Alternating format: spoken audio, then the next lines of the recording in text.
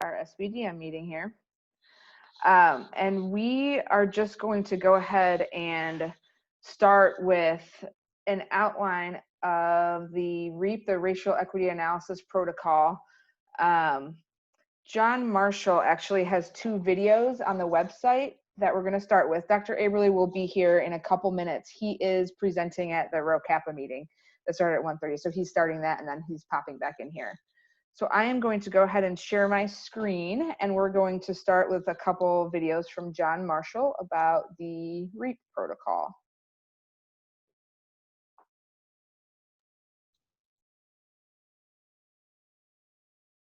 Can everyone see my screen? Yes. All right, thank you. Hello, I am John Marshall, the Chief Equity Officer for Jefferson County Public Schools. I want to talk to you briefly about the racial equity policy that the Board of Education approved a few months ago.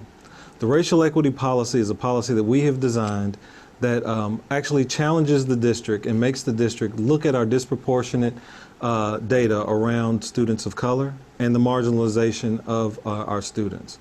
In turn, the policy has 5 tenets: curriculum instruction, staffing, culture and climate, programmatic access, and central office operations.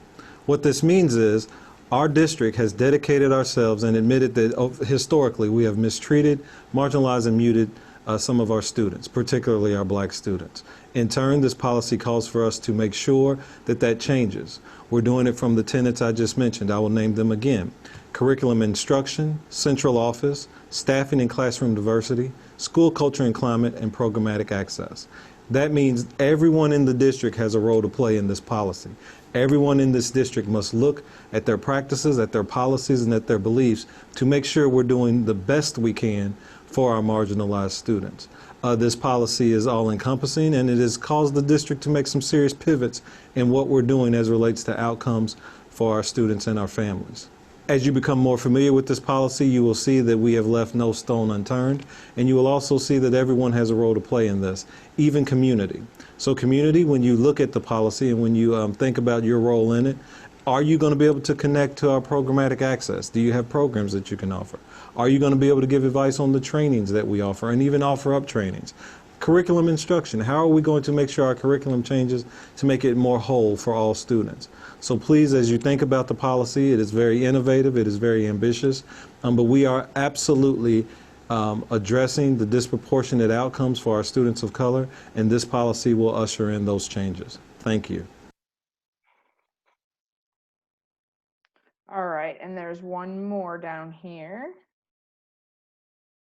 Hello, John Marshall, Chief Equity Officer for Jefferson County Public Schools. I'm here to talk to you today about the racial equity policy. More importantly, a tool that was born from the policy called the Racial Equity Analysis Protocol, also known as the REAP. The REAP is a list of questions that we are requiring our SBDMs to use as they make decisions around practices and policies for schools. The purpose of this tool, the purpose of the REAP, is to make sure that as you are making decisions for our students and our families, we have no unintended consequences that disproportionately impact our students of color. So when you go through these questions, you are to be introspective. You are to make sure that the decisions you make inform, include, and lift up our students of color, if you will. It is 8 questions. Please use them effectively and make sure that as you use them, we keep our students and achievement in mind.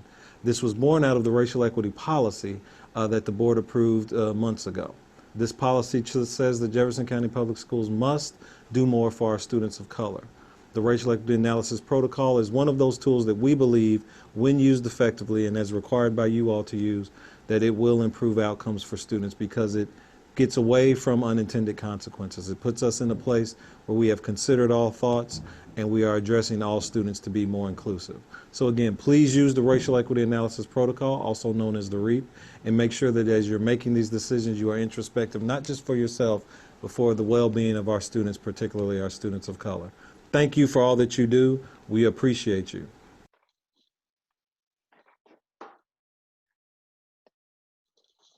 All right, so that was just a background of how things came about very, very briefly and what the REAP actually is.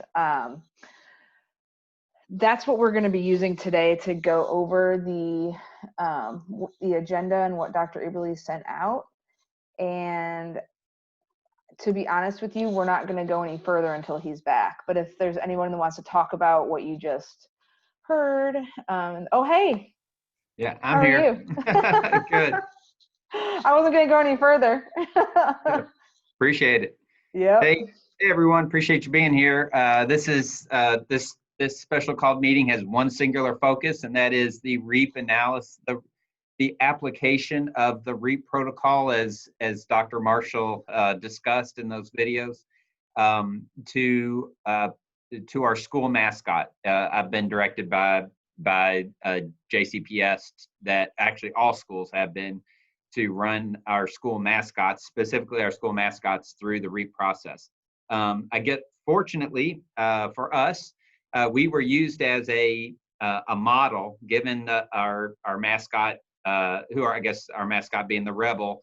They decided to use that as they being the cabinet, the superintendent's cabinet, which is assistant superintendents and I believe like director level people, used it as a benchmarking for themselves as well to do a REAP analysis of our mascot. So if you go to the file that I've shared with you all, I believe even our parents should have access to those under the SBDM 2021 agenda and minutes. At the very top, you'll see a document entitled Copy of Mascot REAP or Mascot REAP or something to that effect, where the JCPS cabinet has already conducted the REAP, and we can talk about, I'd say we talk about each one of those. The REAP is something that we've been using at Afton for years in our SBDM council meetings. We have it read aloud at the beginning of all our meetings. We've been doing it for our regularly scheduled meetings, and we've added it to our special called meetings as well, as a way to keep exactly what Dr. Marshall was talking about in mind as we do decision making at Atherton. How might the decisions that we're making impact our students and our parents, particularly those students and staff of color? What impact might that decision have that could be disproportionate, and is there something we can do about it to improve that? So is there anyone who's unable to find or to open the mascot one? Okay, I don't. I can't find it either. If you go under the are you able to open the link that I sent that has that SBDM folder? Tell me where you're at. It's from the email he sent on Monday at 7:35. There's a link to a Google Drive folder. Thank you, Kim. And once I got it, I'm in there. So once I got in there, just hit the search and just write mascot REAP, and it's there. I also copied it into I created a separate folder that's just called 2020 REAP, and I put that in there as well, just to make it as easy and obvious as possible. I'll wait. I don't mind giving a little wait time, make sure everyone's on the same page before we move forward.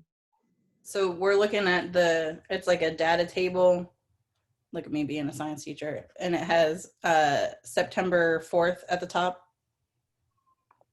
just to be clear. Yeah, I'm gonna see if I can screen share here. Are you looking exactly at the REAP document dated 9/4 central office? Is that what you have up? Yes. Okay. Yes. I've got it now. Thank you.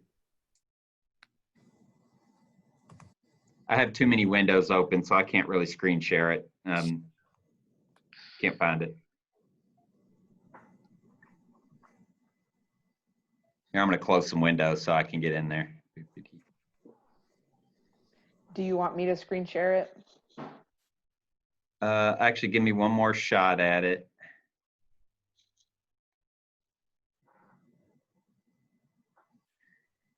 Yes, please. I got too many windows open still. I can't find it.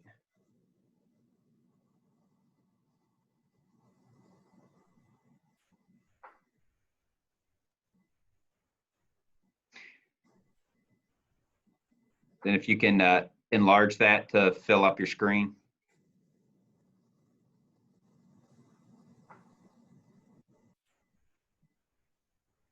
The little 3 dots at the top right-hand corner, the vertical snowman thing.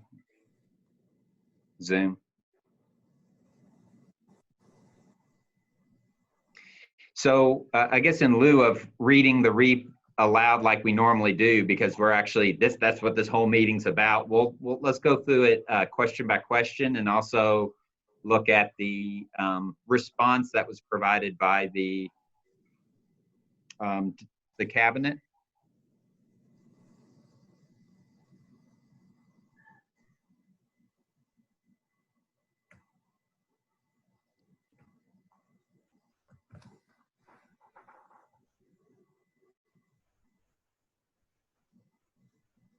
And I hope you were able to pull it up, because I'm just kind of looking at mine separately as well. I just wanted us to have a screen share to make sure we all understand which document we're on.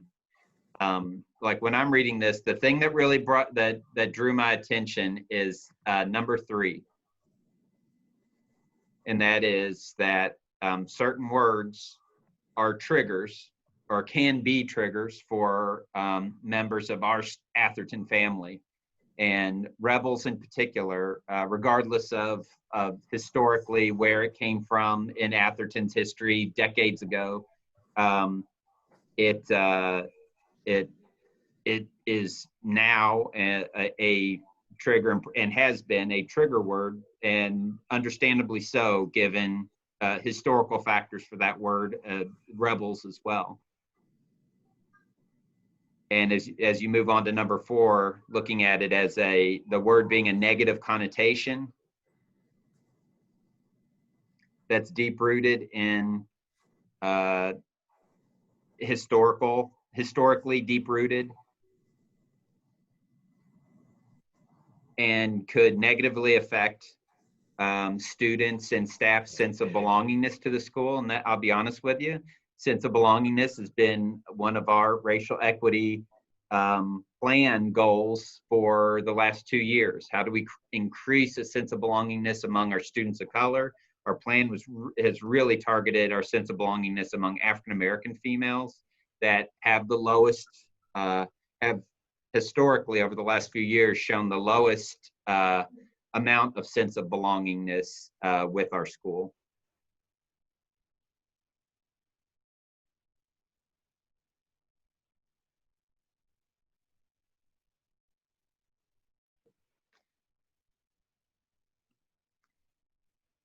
So I guess this is a good opportunity to kind of pause and have any type of discussion among our council members that as far as you review this document in its entirety, what type of questions we may have that we want to discuss as a leadership body, as far as the type of comments that have been made with regards to the racial equity assessment protocol application to our rebel mascot.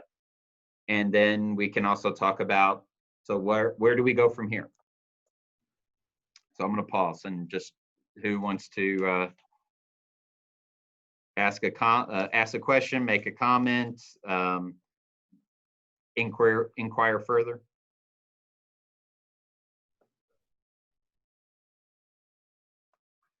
Dr. Aberly, I do have a question about the next bullet point there.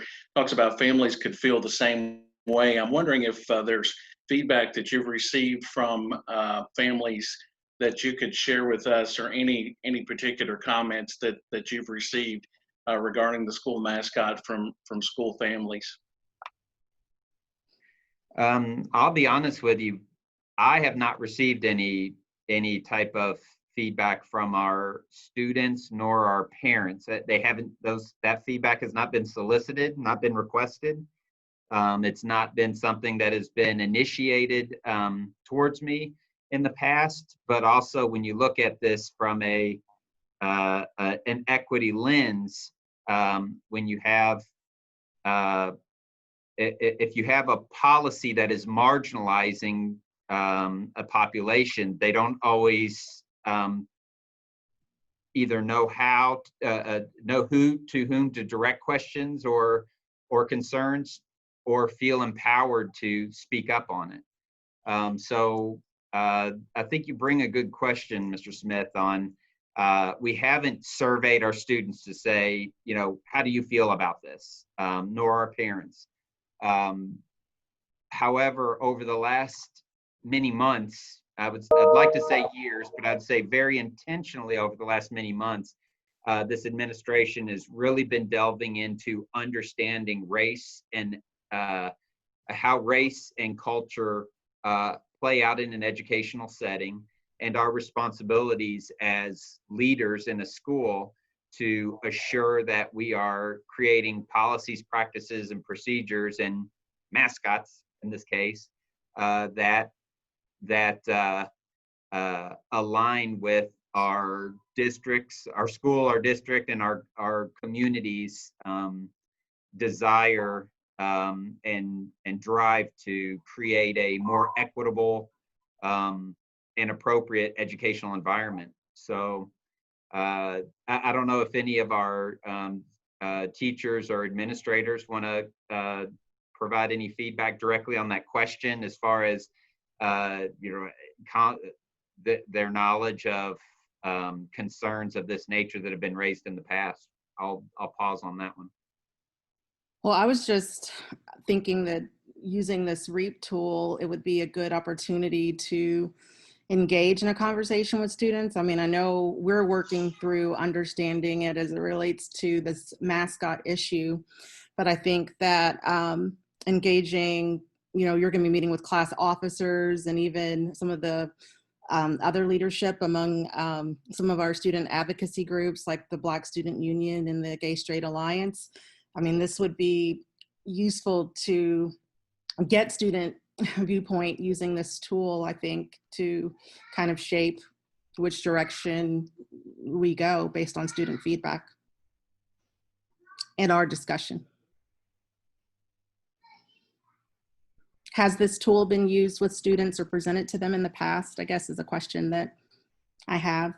Not to my knowledge.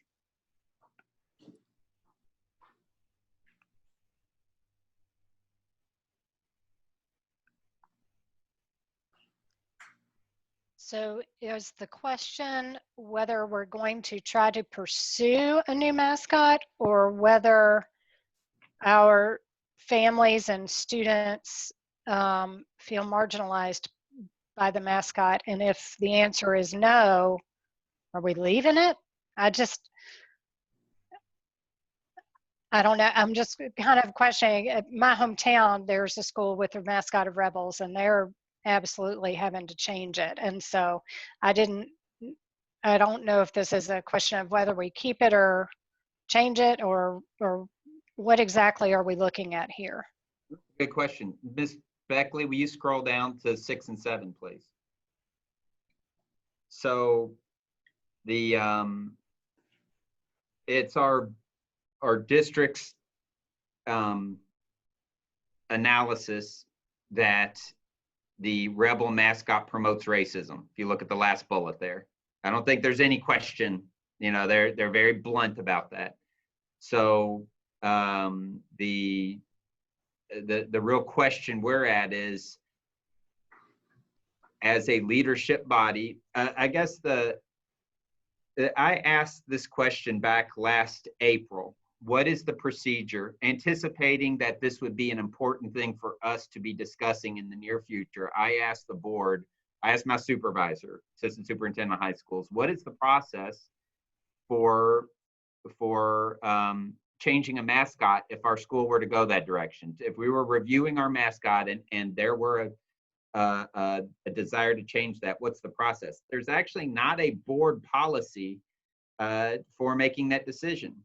The SBDM reviewing the mascot through this REAP lens is actually a recommended procedure, best practice procedure, because even though mascot is not within SBDM authority, but we are a leadership body within this school that can help guide the direction that we go with important decisions in the school. So I guess really our next step is talking about what does, based on reviewing this REAP analysis of our mascot and I guess not only a determination, but also importance in recognizing that our mascot either is or can be seen either by our community or by the external community at large as a symbol that promotes racism and can cause discomfort. Where do we go from there? You know, what action do we take from there? And Julie, I think you asked a good question. What authority do we have? Well, I guess the authority is really about guiding a decision-making process and a process for affecting change more so than are we voting on whether or not something is happening. I'll be 100% honest with you. Based on the lack of information, and I learned this about 6 years ago going through a exploration of gender identity, that when it's not explicitly stated or put in the rules, then the burden falls on the leader, in this case on the principal, to take action on as needed. And therefore I'm bringing it before you all as a point of discussion, as a point of information and a point of discussion, and then a point of where do we go. Let's discuss where we go as far as taking action from here. Tessa, if you'll scroll down just a little bit more so we can get the final part of that. And that's where number 8 comes into play. You know, the first thing they do is put my head on the pedestal right there to say, hey, it's your job, Tom, you know, to bring awareness, to bring understanding, to help facilitate discussion and awareness of this concern, and then to take appropriate action on it. So and the SBDM's listed, I assume, as a joint leadership body that meets regularly throughout the year with me and involves teachers and parents, that we can be part of affecting that change. Okay, I was confused if you scroll on down, because the next steps after using the REAP, which it looks like the administration has already done, you know, should we move forward? It says no, but then if the next one is if yes, what changes? And they've put on their new mascot. So it seems like they're saying that there doesn't need a change with the no, but I would think that we do need a change. Actually, I read that as meaning meaning the mascot should not continue to be the rebels. That's the way I interpret it. Oh, okay. Okay. Yeah. All right. I thought it meant do we need to move forward? Okay. Yeah. So go ahead. Oh, I was going to say, so this is my 17th year at Atherton. So have had lots of students. Know a lot of people who've gone to Atherton, so especially with the Alumni Association, and I've been involved with them. So I know what the rebel is supposed to mean in that context, but the thing that has always struck me as odd, and what I think kind of really needs to be considered in this conversation, is it seems to me that there's an awful lot of discussion in justifying what the rebels are supposed to be, rather than just taking pride in what the mascot actually is. And I think that, to me, that's interesting. It's troubling. It's like there seems to be a lot of investment in trying to dress up what rebels is actually supposed to mean, rather than let the symbol speak for itself. And I think that that's indication that there's definitely a disconnect between the spirit of the emblem and what the emblem actually means in other contexts. And so my position is, I think we do definitely need to consider changing it, but we also have to honor obviously the tradition that has come before us too. So definitely a thin line to walk, but I think it could actually be done. And when you say honoring the tradition, you know, I think hearing what you're saying holistically, I think it's about like that'll fall on me on communicating with our alumni association and giving allowing there to be an opportunity, an informational opportunity and an understanding opportunity for our alumni to understand a change that needs to take place and why, as opposed to again, like putting it up to a vote and saying, well, if the majority of our alumni and the majority of our students want to keep it the way it is, then we keep doing the same thing we've always done, and you know, majority rules. And you know, that's why I've not really, you all are the first step in this, is let's have a informational for information and for knowledge and understanding, you know, a discussion about why it's important for us to be focusing on this, and then how we take action on it to continue to further the understanding and discussion as we go through a process of change. I don't see that there's any question regarding whether or not, based on the what we just read and you know what Matt just said, and what we all kind of recognize, is that we need to be extra aware of things that could potentially cause harm to our kids or to our community. And if someone tells me that this word is something that causes harm, then I want to respect that. I recognize it, and I want to take appropriate action on it. I don't think that's a knee-jerk reaction. I don't think it's something that is, and I'm trying to say this the right way. I don't think it's something, by saying it's not a knee-jerk reaction, it's not a fad, as far as this is something that a year from now we'll feel different about. I really don't believe that. I think we've come to an understanding of recognizing things that may be institutionalized, such as things that have something that has been our mascot for decades, since the 50s. And I'll go ahead and say this, like my understanding, I went back and read yearbooks. I didn't research the Rebels in particular, but I know many people have, particularly back in the 70s when this was a major topic in the media and in our yearbooks. We can see it as well. But it was actually in the Courier Journal and in the local news when they were looking at, they changed the Confederate rebel mascot to the Revolutionary War Patriot. And they went back and did the research where the rebels originally came from our very first principal, who's, I finally get to involve Miss Werner. Miss Werner was principal of Atherton for, I believe, like 30 years originally. And the girls field hockey, it was like I believe it was the first sport. It was field hockey. And the girls had created a team, even against the will of the administration. And she called them her little rebels because they rebelled against the administration. And I apologize if I paraphrased or if I get any of my facts wrong, but that's, as someone who's been here for almost 15 years, that's the way I remember what I've read about these things. And I think as we look at rebels, you know, that we rebel against the institution, we rebel against the things that have been oppressive. I think that nature of the rebel has been very much a part of who we are as Atherton. And even though it may be decades ago that there was another way of looking at it,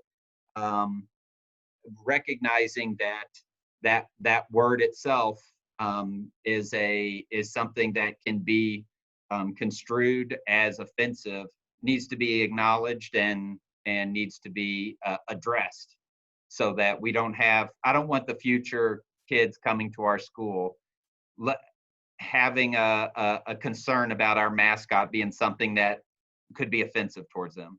And if that's even a possibility, I want to eliminate that possibility. And if what comes out of this is the fact that we're talking about it and it's important enough to us that any kid in our school could be harmed in any way possibly by this, then we need to address it appropriately. And and in this case, it's as simple as changing a mascot. And from my understanding, the changing of a mascot is something that's really built more internally than it is something that's officially signed off on a piece of paper. There's not a JCPS application for mascots. There's not a school level application as well. And it'll be as simple as us making a decision and moving forward with that in all aspects. Kind of, I've made an analogy with when you have when you're branding a school. Back in 2010, when I became principal, there were 3 different A's being used for the Atherton A. There was a block A, then there was a block A that had like the flat top and flat legs at the base of it, like a standalone A. And then there was the Algerian A. And because Assumption had an A very similar to the other block A's that we looked at, I just flat out said, from here forward, anything spirit wear wise, anything for putting the A on, it needs to be the Algerian A. And that was it. I mean, there was no like official way to make that happen. It was just a way of marketing our school and a way of branding our school. And that's the way I want us branded well for our school as well by our mascot. Sorry, I know I'm rambling a bit, but I've thought about this a lot. I've been thinking about it for months, right? And it worries me that if we have whether or not our students of color or our staff of color would step up and say that they felt that way about our school or the mascot itself. I think what's important is we also have a greater school community that we are part of, and we have future Atherton students coming to us that we want to embrace as well.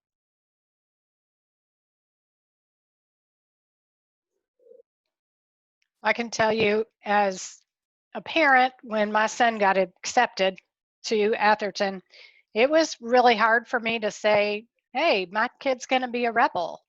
Just because historically, and maybe because of where I come from, because we have that mascot as well, I know how it affects people more.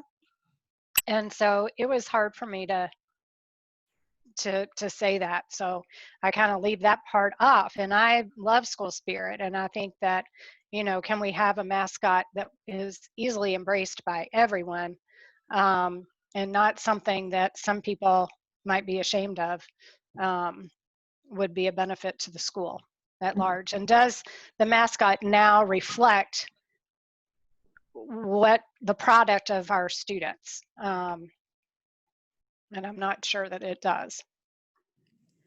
I went to Atherton before, and so when I was in high school, it came up because somebody on the logos for like the class rings, one of the companies who put the wrong rebel, basically, and so it came up before, but it doesn't.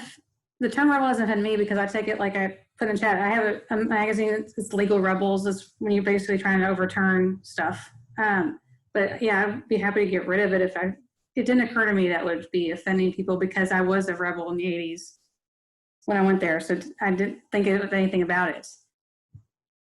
But yeah, so I don't know what the process was going to be. I know that's what next thing we'll decide. But since you're going to have input, I'm sure from a lot of the alumni too, because we were all rebels, but we took it a different way than it's being taken. Yeah, we wouldn't want to upset any of the students. Well, along those lines, Ms. Favre, I think the it's going to be important for there to be an opportunity for people to hear and understand why, so that they understand the importance of it. And if they disagree, there'll have to be a platform, whether it's emailing me or whether it's their a kind of a live YouTube event where I do a Q&A with our alumni association, our interested alumni. If I do that with our kids in some way that's a controlled setting that doesn't allow there to be inappropriate expressions of belief and ways of trying to propagandize it through a political lens. But I think that spending time over the course of this year making the right decision or creating an opportunity for information, for understanding, and then getting excited about the next step. I mean, selecting a new school mascot to me is now I'm starting to get kind of excited about it, right? I want to be able to articulate why very well, and I want to be able to talk with people and engage in that, but also getting excited about different ideas that are running through my head on, what would students be excited about? What would our alumni recognize as possibly even our alumni who have a connection with this school, a historical connection with the school, even see it and recognize it and say that's a cool mascot. You know what I mean? There's an opportunity for us if we do it right. It's also an opportunity for it to go really badly too, and then I get blamed for everything. So I recognize that as well. I'll accept that challenge because I know it's important, in all honesty, and I know it's important that we understand why, and then it's also important on what we do with it from here. Dr. Aberly, have you received any pushback about changing the mascot? You all are the first people I've really talked with about it. This is step one. This hasn't been promoted in a way. In all honesty, because it was on our agenda and the agenda is shared with all local media outlets, I was, prepared that potentially we would have media here, and that could still be something that we as a leadership body need to be prepared for. I guess the good thing for you all is it's technically not under SBDM authority. It's you all kind of help back me up as a leadership body in talking about why we believe this is important. And even if you're not comfortable with articulating that, if you can at least articulate that, our leadership, our school administration believes it's important, and so to reach out to them to communicate your concerns or to be able to speak on this issue if you're contacted by people and you're not able to maybe articulate it as well as you want. I'm learning myself on you all in this meeting being the first time I've really talked about it in a public way. I've only really talked about it with the school administration, with our APs and our counselors up to this point. So I've not gotten any pushback because we've not promoted it yet. And so it's really from here forward, how do we help facilitate awareness and understanding? And part of that may be just me creating a YouTube video that's sent out to our school community with an explanation of this nature and sharing a link to this recording of the site-based council where we talk through, where we have presented the REAP itself and talk through why it's important, and then creating opportunities for different groups to have voice. And voice doesn't mean necessarily agree or disagree. Voice means being able to ask questions, be able to come to an understanding, and be part of the decision making on actionable steps from here. And I hate to keep making a connection with the gender identity from 6 years ago, but much like that, there weren't strict guidelines on how you do things. And so, when I went before the council, then it wasn't about whether or not we're going to continue allowing students to use the facilities of their gender identity. It was reviewing our policy and recognizing gender identity under our non-discrimination clause, under a non-discrimination statement in our site-based council. If you look in our policies right now, it talks about students using facilities of their gender identity, but we started with recognizing gender identity as an important thing, as an important idea for us to understand as a council. And I think that's what we're doing right now as well, is talking about recognizing why this is an important issue for our council to discuss, and therefore what action we should take from there.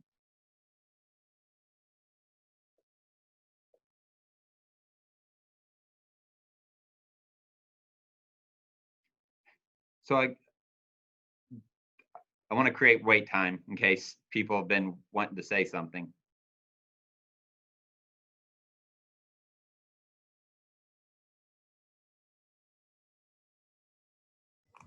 My question, so what is tangibly the next step after this meeting, do you think? And I'm open to suggestions. My thoughts were, in all honesty, Matt, the next step could be nothing. You know, I submit that we've covered this to the central office and we just sit on it, and it becomes something that we have done from an obligatory standpoint and took no action on. Obviously, based on what I've been saying for the last 45 minutes or so, you know I don't want to do that, and I'm more of an action person anyway. So starting creating information for our students and our parents, our community that I have, you know, emails and text messages with and social media contacts, we can begin the bringing recognition and awareness that our mascot has been reviewed by the site-based council, that we recognize that our mascot is or can be concerning to many of our students and staff, whether they're staff of color or not, and that we are going to begin the process of I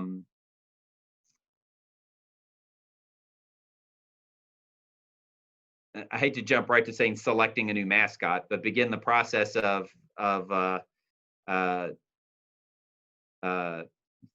I guess that's the best way to phrase it, is moving forward with identifying how we want Atherton to be recognized, both through our mascot as well as through our branding, how we brand ourselves, you know, and how can we brand ourselves as a school, as an organization that that people can be excited about. I mean, I don't want to spend the next 5+ years of my principalship trying to argue that the rebels, that we don't see that the rebels as the Confederate rebel, and therefore those concerns aren't valid. And I don't think any of us would say that. I think what we want to do is, but also don't, as you said, Matt, I don't want to just ignore the fact that that has been part of our school for so long. We have to acknowledge that and bring more awareness. So I think it's going to be a matter of starting to communicate out both to our immediate community, and then I'll have to be very proactive with our alumni through the Alumni Association and through those who reach out to me, which I'm sure it'll happen. They'll reach out to me individually to share both this discussion as well as maybe something a little more concise that I can present in understanding why we want to move forward with changing the mascot. So I've been looking online trying to find what the mascot looks like, and I can't find anything but the Algerian A. So do you have a mascot that somebody wears at ball games and that kind of stuff? What does it look like? I mean, yeah, is it the Confederate rebel or what is it? Right. Yeah, we've for the most part in the last 10 years, we don't really use the image of a mascot. I think our basketball team uses it has used the Patriots. If you ever seen them, like the New England Patriots, if you Google that, they're kind of that the Patriot mascot, that head. And on our basketball court is a Revolutionary War musket figure in the wood of our basketball court. Okay. So those are the only two places that I've ever, in the 10+ years, you know, that at least the 10 years I've been principal, how often even that image of a rebel's been used, besides us purchasing the revolutionary, you know, hatted mascot that was used for several years. And in all honesty, I don't know that it's come out of the closet too often, except for maybe a couple homecoming games or something. And it's precisely that ambiguity that I was talking about that I'm really uncomfortable with. It's just so ambiguous. And then when I do see the mascot like at pep rallies, I mean, I'll just be blunt. I think Paul Revere is so incongruous to me. It's like, but that's not the idea of a rebel. It's like, to me, that almost seems dishonest to me. And I think that to me speaks of how problematic that mascot really is. That's a great point. Yeah, the Paul Revere. That's a good way to describe it. The Paul Revere type of image. Yeah, yeah. Does that mean Which that you don't have that same costume since I went to high school there? No, we actually bought a new one because that one had deteriorated to the point that it was leaving like a little toxic bits all over the people who wore it in the past. So we bought a new one, I think, back in 2012, maybe. It's been a while. Yeah, it looks very similar. That's why I was asking. So.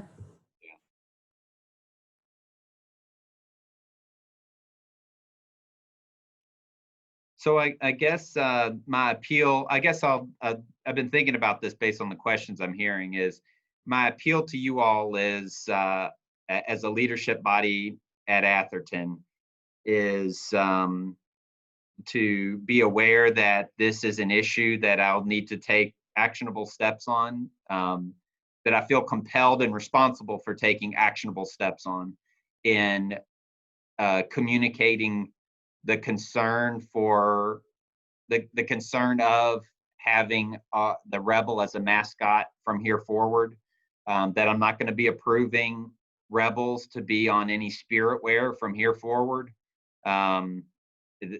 That's something I've already taken action on here in the last few weeks with purchase orders, and if you even notice the mask, the face mask that the second round, we went ahead and removed the rebels off of that as well. So that's something that I have the authority to do. I can, help. I can shape the way our school is being branded through those decisions. And as a leadership body, I just appeal to you all that if you have people who are reaching out to you, that you do your best to explain in an objective way what we've talked about and why it's important, and that if it's in regardless of our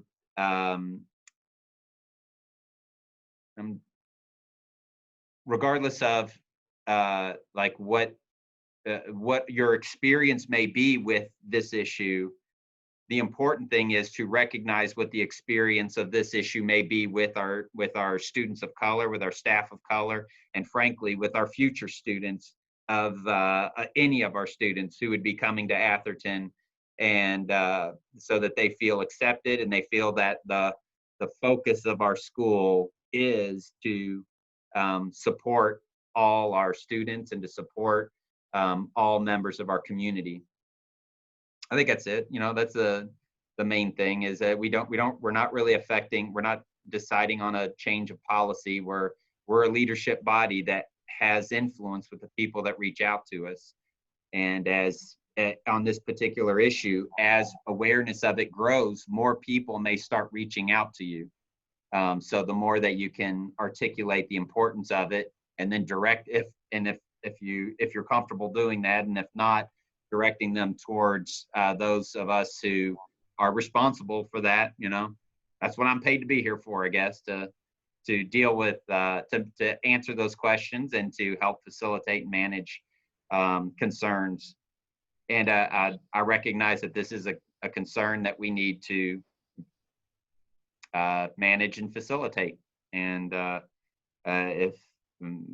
appreciate you recognizing the importance of that to us as a school, to us as a district, a JCPS, to me as the principal of the school in JCPS.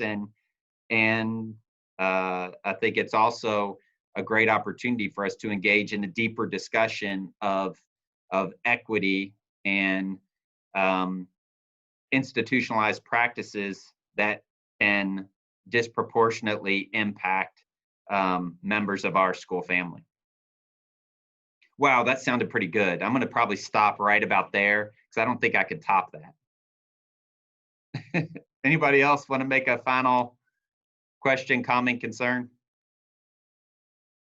Then what I'll do is I will do my best to keep you informed as, you know, as I talk with my boss. I've got to, you know, I'm having one weekly high school principals meeting after another.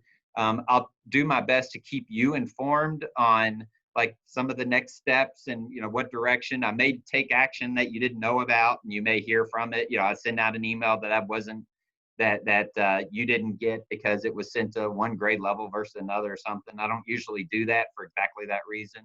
So if you'll forgive any missteps as far as me moving forward from here, but also please feel free to reach out to me and say, hey, have you thought about it, X, Y, or Z? You know, I see that you did this. Did you think about sending this out or talking about this? Or you might want to be aware that this is something on social media, because I don't do any social media myself. I usually have to have people who know better, Julie, to reach out to me and say, hey, Tom, do you realize that this is going on Twitter right now? So I appreciate your help with this. All right. Thank you all so much. Tessa, if you want to stop.